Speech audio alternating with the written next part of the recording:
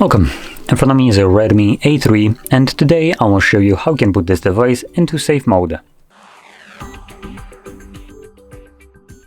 So to get started, you want to hold your power button and volume up at the same time, and from the boot options you want to then hold power off.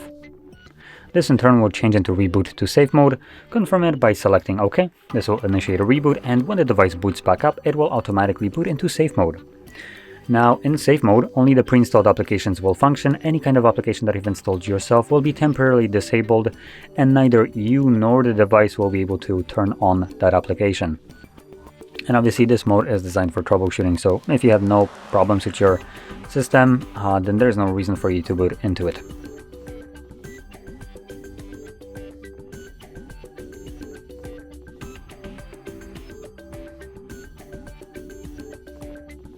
Now, as you can see, once the device booted up, which took it a bit, we have a safe mode marking at the bottom just to indicate that we are in this mode. And once the device actually just fully boots up, you can see on the second page we have a bunch of applications which won't work in this mode. So they are basically kind of monochrome and a little bit transparent.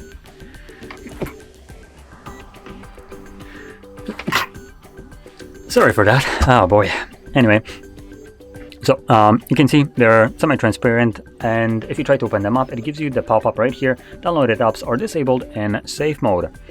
So from here you can manage whatever problem you had, and once you're done doing so, again hold power button and volume up. There we go. And then select restart. When the device boots back up again, it automatically goes back to the normal mode. So with that being said, if you found this very helpful, don't forget to hit like, subscribe, and thanks for watching.